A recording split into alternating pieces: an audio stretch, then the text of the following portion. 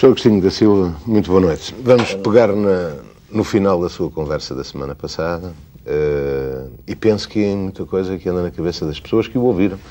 E pensar como é que, e nós os dois que temos o corpo apaziguado, cabeças abertas, e embora nós estejamos na Ilha dos Amores, estamos aqui numa mesa quase de palratório, das tais cadeias que o senhor também dizia que tinham que acabar. Como é que é possível isso que se referia e que era de facto a ideia no século XIII, desses conservadores, no fundo uma vida gratuita com as crianças, que eu penso que o senhor diz... Quando diz, é uma coisa que muita gente o entende mal, quando o senhor diz educar, essa palavra horrível, não é que o senhor seja contra a educação, é pela forma como essa educação é feita. O senhor é a favor ou acha que a educação, tal como a temos, mata a criança que nós temos dentro de nós ou obriga-nos a ser adultos antes de tempo? Mas como é que é possível isso de uma vida gratuita e de ser educado sem as tormentas porque temos que passar? Bom, em primeiro lugar, eu acho que se deve fazer uma grande diferença entre instruir e educar. Instruir é um parente do verbo construir. Nós vamos dando, na medida em que podemos instruir alguém ou alguma coisa, nós vamos dando o tijolo com que ele vai fazer do seu próprio edifício à sua vontade. Instruímos. E também não é por acaso que a palavra aluno é um particípio passado de um verbo que se deixou de empregar e que significa o alimentado. O aluno é aquele que nós alimentamos. A origem da palavra alimentar e aluno é exatamente a mesma, não é? E o outro é instruir. Ao passo que educar já tem o elemento que significa conduzir. É parente dessa palavra. E até, possivelmente, o elemento de reduzir. De maneira que quando passamos do instruir para o educar, nós não estamos a dar tudo o que é necessário para ele construir um edifício à sua maneira, segundo o seu gosto, mas estamos sempre a ter o perigo de reduzir o que ele era para o habituar aos nossos costumes, para ele viver na nossa sociedade. Há outra maneira de fazer? Nenhuma outra. Estamos nesta sociedade que tem determinadas características, e evidentemente que o que temos que fazer é proceder de tal maneira que ele não fique um estranho dentro dessa sociedade. Só não. Porque agora já estamos pensando que há mais coisas para além disso. Que há o tal ideal de depois de realizarmos um empreendimento, deixar uma determinada profissão para sermos nós próprios. Que é, por exemplo, o que falta ao reformado. Porquê é que os reformados morrem tão facilmente? Porque quando eles deixam de ser os trabalhadores de um determinado setor, eles apenas têm para viver a recordação disso. E é uma saudosa recordação. Porque cai sobre eles o tempo livre, que é a carga mais pesada que alguém pode ter na sua vida, e não lhes resta nenhuma ocupação, senão às vezes definharem molemente e melancolicamente num cafezinho, chupando um cigarrinho triste. Então, é alguma coisa que se tem que ver desde hoje, e desde hoje modificar. É preciso que a um tempo, o menino que nasce hoje, saiba, se for preciso, cumprir uma determinada profissão, realizar um determinado trabalho. Às vezes relativamente fácil, e que ele pode aprender mais facilmente do que pode aprender hoje a manejar uma peça de artilharia ou um instrumento de engenharia qualquer para uma construção militar ou não. Por outro lado, nós temos também que o guiar para o futuro, para lhe dar a ideia do que vai ser o futuro, e lhe dizer, há todas as probabilidades do menino ficar reformado, já ter nascido reformado provavelmente, nunca mais ter emprego, ou ser reformado antes de tempo, que haverá tanto trabalhador que a gente pode dar a cada um 5, 10 anos de trabalho e depois o larga. Então o que você precisa de ter é alguma coisa de si mesmo, para a qual tenha aprendido os meios de expressão. Se é um poeta que vai escrever, como a criança, ou um músico, ou qualquer coisa. Como a criança nunca tem tempo para brincar. Saber ter a possibilidade de depois se exprimir por aquele meio. E já se está fazendo. Já. É o que se está fazendo nas escolas portuguesas mesmo, não é? Pode-se aprender o currículo que permite a nós depois ir para o secundário, estamos no primário, passar ao nível superior de estudos inteiramente seguros do caminho que percorremos e, simultaneamente, guardarmos para nós, dentro de nós, para quando nos reformarmos, ou para todo o momento que estivermos livres, a tal capacidade de criar uma coisa que nunca ninguém tinha criado no mundo. Então temos que ser, ao mesmo tempo, soldados e poetas. Camões andou nisso, por exemplo. Vários portugueses andaram nisso e se deram muito bem. Conseguiram juntar as duas coisas, não é? A guerra, a ocupação de algum local e a poesia que iam fazendo como se tivessem desprendido disso. Não é? O que os levava, por vezes, a ter filosofias diferentes conforme nós... Conforme o que viviam. Claro. No Camões encontramos vestígios do Aristóteles e encontramos vestígios do Platão. Eu costumo dizer, quando ele estava seguro, sólido, comendo bem e com bons amigos e tal, ele era todo o Aristóteles, não é? Então, quando as coisas estavam mal, ia para o Platão, para se escapar para o Portanto, o drama do Fernando Pessoa foi ter escrito sobre o que não viveu. Diga? O drama do Fernando Pessoa terá sido escrever sobre o que não viveu. A diferença em relação... Afinal, o que é que ele viveu? Ele provavelmente viveu a companhia do Ricardo Reis e do Caeiro. E talvez, de vez em quando, ele estivesse a conversar, ele no Martinho, tendo em frente o Álvaro de Campos, de um lado o Ricardo Reis, do outro o Caeiro, e era uma excelente conversa entre aqueles quatro. Era uma tertúlia. Nós não temos ideia nenhuma do que era o Fernando Pessoa em si próprio. Nós podemos dizer o que era cada um dos poetas que ele criou ou foi, pelo que eles deixaram escrito. Podemos fazer as características deles, não é? Mas do Fernando Pessoa, não. Exato. Não sabemos o que é que ele era. Era uma multipersonalidade que apareceu, mas não com o aspecto doentio com que os psiquiatras tratam a dupla ou tripla ou décima, não sei que, personalidade com que as pessoas aparecem, não é? Mas realmente que, aliás, podia ser isso ou um criador puro, não limitado pela sua própria vida.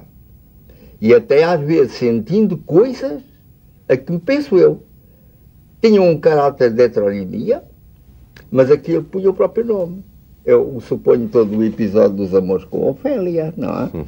Ele, o que se fez naquela altura, o que nasceu dentro dele foi o pequeno empregadinho de um escritório da Baixa, apaixonado pela pequena empregadinha de um escritório da Baixa, e foi escrevendo aquelas cartas que começavam a respeito de literatura ou alta filosofia, não tem coisa nenhuma, não é assim? A única carta notável é a de rompimento, não é? Quando ele viu que naquele jogo ele tinha atingido uma pessoa viva e não um dos outros puramente criados, não é assim? Mas o que ele pôs lá como heterónimo dele, o nome que tinha, Fernando Pessoa. E é curioso que o nome dele todo, não é curiosamente o de um homem notável no mundo que também foi passivo ou ativo dessa heteronomia. Quando outro dia no Porto me disseram que aquela história das conferências da Árvore ia acabar no dia 13 de junho e me disseram, no dia de Santo António, um santo português, cuidado lá, porque o Santo António foi um santo europeu, um santo universal, um malho dos ireis, etc. Ao passo que o verdadeiro santo português foi o heterónimo que ele deixou em Portugal, o Santo Antoninho. Esse sim, Santo António não. Santo António é um santo universal, teólogo e variadíssimas outras coisas, não é? Agora o Santo Antoninho, do Guaidarico e do Bom Vinhito, não é? Esse é verdadeiramente um santo português. O Sr. Professor acha que Lisboa continua a impor a este país o estrangeiro? Como sede do governo, que é e sempre tem sido ao longo da nossa história, e muito mais faz isso do que projetar Portugal nesse império dos sonhos e dos sorrisos das crianças que o senhor nos fala. Quer dizer, o político tem a obrigação e a tarefa terrível e difícil de se colocar nitidamente dentro do tempo em que realmente vive, não é? Todo profeta daria um mau político, não é? Então, ele tem naturalmente que estar submetido a uma série de influências, e como se trata da capital do país, naturalmente é o ponto onde essas influências vão partir para o resto do país. Mas na realidade, o que tem que haver junto com o governo é um outro poder, não se trata de um contrapoder, mas do equilíbrio do poder de tal modo que as pessoas façam o contrário. Se fixem naquilo que pensam que é nacional, aceitem do estrangeiro aquilo que têm que aceitar, um carro mais veloz ou um remédio muito mais eficiente que outro, mas sempre contraponham que aquilo é alguma coisa que se tem que usar, mas não é uma coisa que se tem que viver. O que se tem que viver é o próprio. E aí não há nada que acusar os políticos de tudo aquilo. Eles estão realizando a sua tarefa. Realizem os que não são políticos, isto é. Como é que eu defino um não político?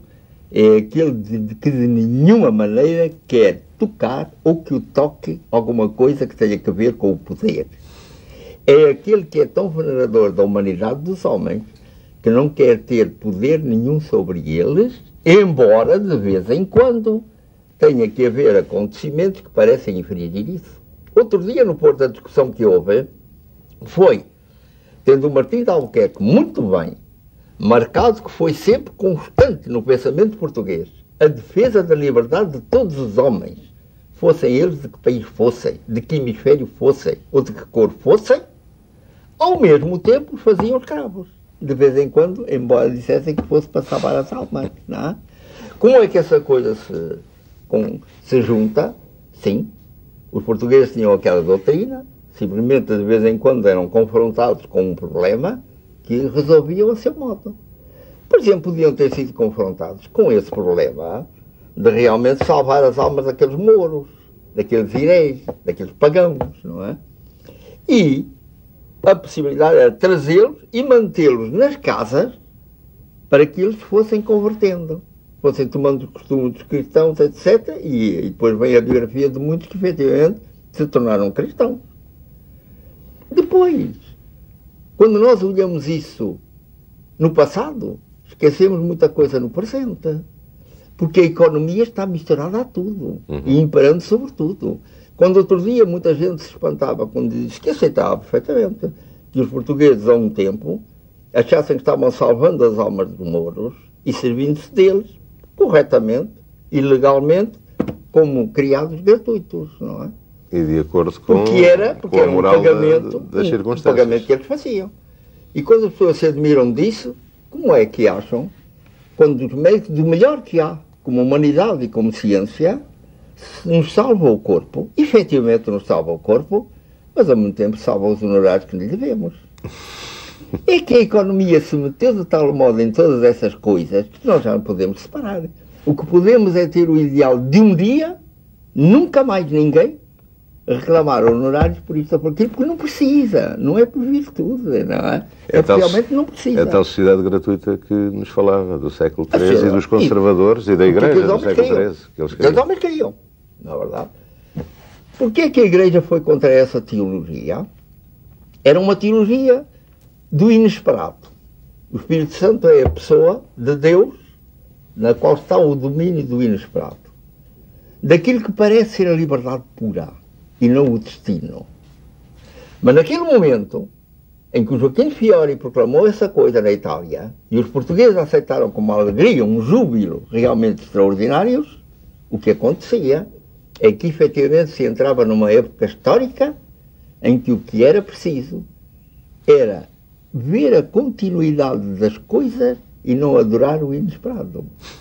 E então a Igreja, percebendo esse momento da história, por exemplo, exportou e impôs em Portugal aquilo que achava que era realmente o entendimento ortodoxo que tinha que ter da doutrina. Não era a supremacia do Espírito Santo, era o conjunto de Deus Pai, de Deus Filho e do Espírito Santo. Como, passando agora para um plano que nós vamos entender muito melhor, quando um Papa deu ordem aos franciscanos, a ordem dos franciscanos para ser rica, dos franciscanos, cujo patriarca tinha sido o poeta da pobreza, a poeta do abandono do ter, para obter a liberdade. Porque uma coisa que é preciso marcar muito bem e começar a entender é que os votos eclesiásticos não são votos de submissão, são votos de liberdade. Quando um eclesiástico faz um voto de pobreza, e pode fazer um voto de pobreza um não eclesiástico, ele está se libertando da posse que o ter exerce sobre a pessoa que tem. E exige. E exige dela um determinado esforço, num determinado sentido. E a violenta, muitas vezes, quando o natural dela seria não se importar com o que tem ou com o que não tem.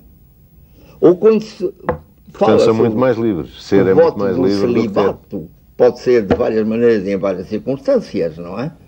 A pessoa se está livrando de outra coisa. Está se livrando de que outros o possuam. Está livre de ser possuído. E na medida em que pode, livre também de tratar o outro como se fosse a posse dele. E depois chega o outro voto que então toda a gente acha que é uma coisa que prende a pessoa. É o voto de obediência. Que livra de uma coisa muito simples. livra da pessoa ser possuída por ela própria. E ter a ideia de que só serve para isto ou só serve para aquilo. Recebe uma ordem, cumpre. O capitão, na tropa, dá a ordem ao tenente ou ao sargento e ele não quer saber se posso fazer, se não posso fazer, se sabe, se não sabe, se é aquilo que lhe apetece ou não. Se concorda ou não. Vai, e faz. São ordens, não é? Como ordem. Ouvimos isso muitas vezes como desculpa. Uma das piores posses que a pessoa pode sofrer é estar possuída por si própria. Possuída pela ideia que tem de si mesmo e que pode ser errada. De maneira que é bom experimentar se quando nos julgamos muito hábeis ou muito inábeis, não estamos enganados e ao receber uma ordem cumprindo-a, verificamos que éramos menos hábeis do que pensávamos ou menos inábeis do que também pensávamos. Não é? Para mim, são votos, efetivamente, da liberdade.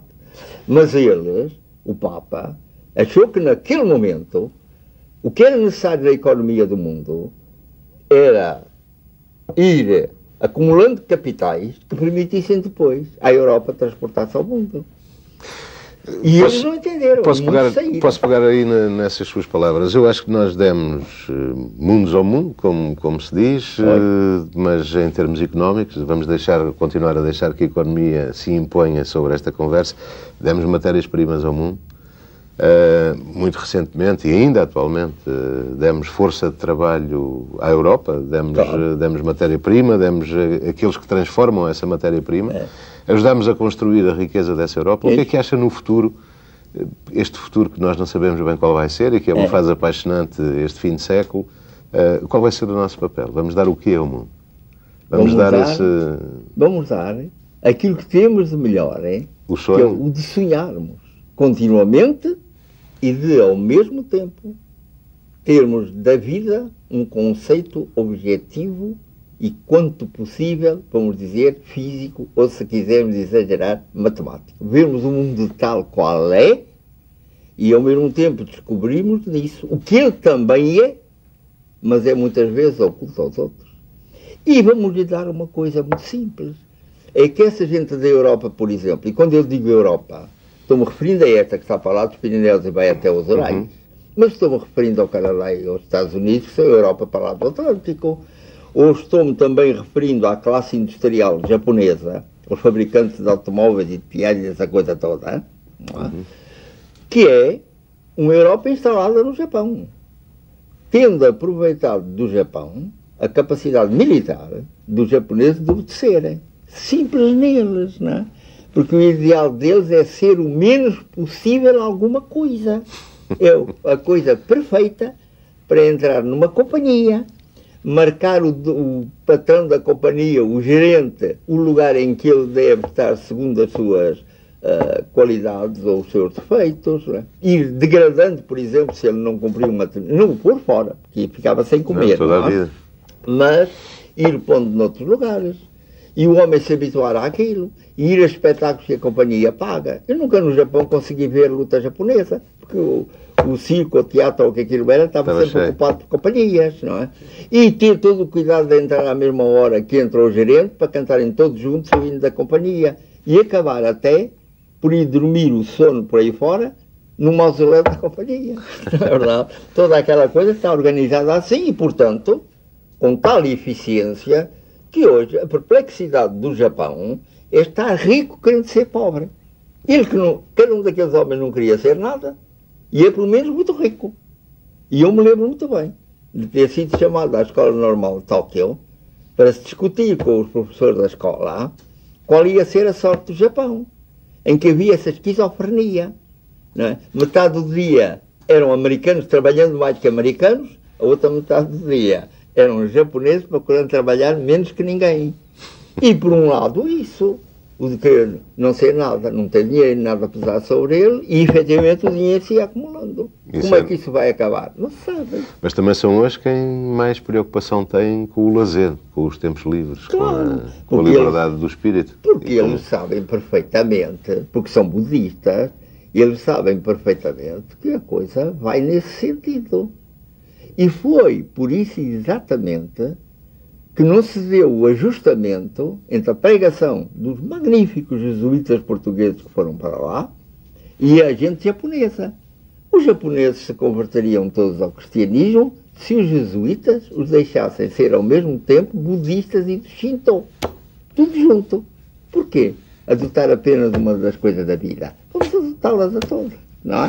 Sr. Professor, nós estamos, eu não sei se serei correto em dizer que estaremos talvez num grande parênteses da história. Temos para trás um passado com referências certas, seguras, e temos à frente um futuro que não sabemos o que é que vai ser. Vai ser aquilo que todos nós fizermos dele. O que é que pensa que vai acontecer a este mundo? O que é que vai ser o mundo? Fala-se, enfim, da história. Tenho lido aí análises estranhíssimas sobre todo este período, que eu acho que é mais apaixonante, porque não é o fim da história, é o nascimento de qualquer coisa de diferente, ou o aproximar de qualquer coisa mais humano, com sobressaltos e com custos e baixas, como nas guerras, mas o que é que vem aí? Quando nós falamos do futuro, quando eu próprio digo que o futuro será de tal maneira, estou apenas a dar a ideia de um presente melhorado ao máximo que eu possa imaginar. Mas nada garante que esse seja o futuro. E que o futuro não vai para além daquilo que eu não posso nem sequer imaginar. Uma coisa que hoje se pode adotar como filosofia do universo é que há não só, filosofia e física do universo, é que há não só aquilo que nós entendemos dele, mas outras muitas maneiras de entender. E é curiosíssimo que se nós juntarmos e compararmos as duas palavras com que podemos designar um certo objeto das nossas atenções, podemos chamar ou universo ou mundo. No universo, a palavra indica que todas as coisas estão ali juntas. É, dos vários lados, o movimento para ser um universo. E mundo, que todos nós tomamos como um substantivo, é efetivamente um adjetivo. Mundo significa limpo. É o Camões que fala nas mundas almas. Nas almas que podem ir para o paraíso eterno. As almas limpas. Então o que é o mundo diferente do universo? O mundo, chamamos nós, aquilo que entendemos do universo. Como se considerássemos o outro exatamente como o antônimo da palavra mundo. Isto é, imundo. A pôr de lado. A não querer para nada.